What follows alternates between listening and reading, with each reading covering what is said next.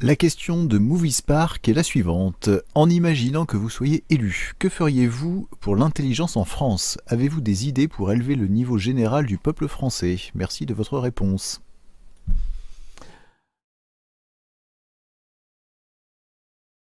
Malheureusement, c'est une question qui n'est pas infondée, parce que on a le sentiment, j'ai un sentiment mêlé.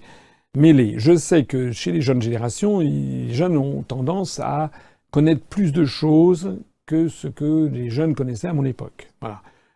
Quand j'étais jeune, dans les années 70. Voilà. Il me semble qu'il y a maintenant un accès général à l'information, notamment par Internet, qui est phénoménal. Et donc, il y a une grande connaissance de beaucoup de choses. Mais, en revanche, là où ça pêche, c'est qu'il y a beaucoup moins de lecture qu'avant, beaucoup moins de lecture des textes classiques, de lecture des romans, de lecture des pièces de théâtre. Il y a beaucoup moins d'apprentissage de la grammaire, de la syntaxe. Ce qui veut dire que la grammaire et la syntaxe, c'est pas uniquement fait pour ennuyer les jeunes gens. La lecture des romans, etc., c'est aussi pour former l'esprit à quelque chose qui est très très important, qui est le fait de bâtir un raisonnement, bâtir des relations de cause à effet.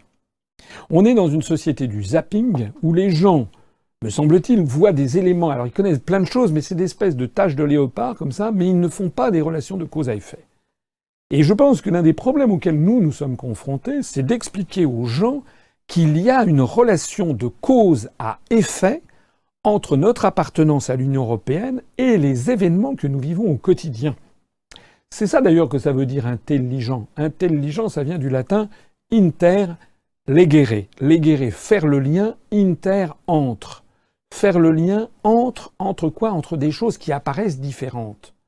Donc il y a des gens, je leur parle il y a des gens qui m'ont brocardé, j'ai vu sur Internet, ah oui, Asselineau, il parle que de l'Europe, etc., il ferait mieux de nous parler du chômage. Ce sont des gens qui donc n'ont pas compris que si je parle de l'Europe, c'est justement parce que je veux parler du chômage. C'est parce que justement, c'est notre appartenance à l'Union européenne, aux traités européens qui favorisent les délocalisations, aux traités européens qui poussent aux délocalisations, qui poussent au dumping social et fiscal, avec l'euro qui est trop cher pour la compétitivité de l'économie française, c'est pour ça que nous avons du chômage. Et donc, il faut rebâtir des relations de cause à effet. Donc c'est vrai que l'internaute a raison, il faut absolument, à mon avis, revenir à un enseignement beaucoup plus exigeant. Je suis tout à fait choqué de voir qu'il y a maintenant dans les projets des bacs où il y aurait plus que 4 épreuves, et pourquoi plus 2 épreuves? C'est pas du tout en simplifiant les épreuves qu'on va améliorer le niveau d'une population. C'est au contraire en étant exigeant. Il faut un retour vers l'exigence dans l'enseignement, parce que l'enseignement, ça nécessite devenir intelligent, accroître son érudition, accroître sa connaissance du monde, il faut faire des efforts. C'est comme ça. Regardez les pays d'Extrême-Orient que je connais bien, des pays comme le Japon, la Corée, les Corées, le Taïwan, la Chine, etc. Ce sont des pays qui ont une écriture, notamment la Chine et le Japon, qui ont une écriture extrêmement exigeante, l'écriture la plus compliquée du monde. Eh bien, ils ont, à l'âge de 14 ans, il y a 98-99% de taux d'alphabétisation. Le taux d'alphabétisation désormais des jeunes Chinois est supérieur au taux d'alphabétisation des jeunes Français, alors que nous avons 26 lettres à apprendre. Et donc, ça n'est pas en simplifiant l'orthographe qu'on va améliorer le niveau, c'est en étant exigeant. Il faut de l'exigence, il faut de l'effort, il faut réhabiliter la notion d'effort pour ça. Voilà. Donc, la question était comment faire pour améliorer les niveaux d'exigence. Il y a ça. Il y a porter un œil vigilant sur les livres d'enseignement, les manuels scolaires. Je pense que les manuels scolaires, il y a énormément de dégâts qui a été fait. Il faut revenir aux manuels scolaires avec notamment une histoire qui tienne la route et pas des... Il faut absolument revenir à une histoire chronologique, ça c'est très important, justement pour comprendre les relations de cause à effet. Il faut avoir un retour à la grammaire et à la syntaxe. Il faut arrêter les vaticinations sur l'écriture inclusive et autres fadaises, totalement condamnées d'ailleurs par l'Académie française. Ça, ce sont des forces délétères qui se situent derrière. Il faut réhabiliter la notion d'effort.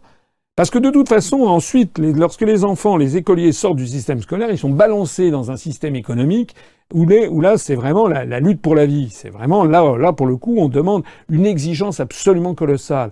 Donc la façon de les armer pour ce système, c'est certainement de leur donner les moyens d'être intelligents. Il faut aussi, évidemment, mais ça j'en ai déjà parlé, rehausser le niveau des émissions de télévision.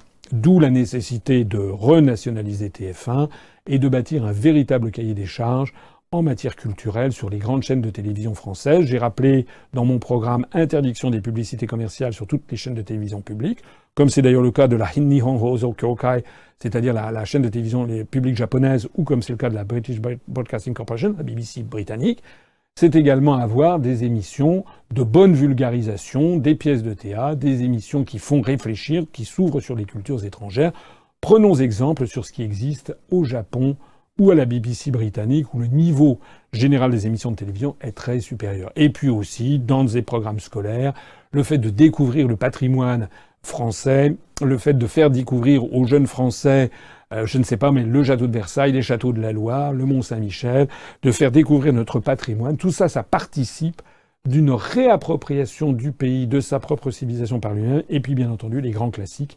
Les grands classiques, c'est d'autant mieux qu'on connaîtra son propre pays qu'ensuite on sera ouvert sur le reste du monde.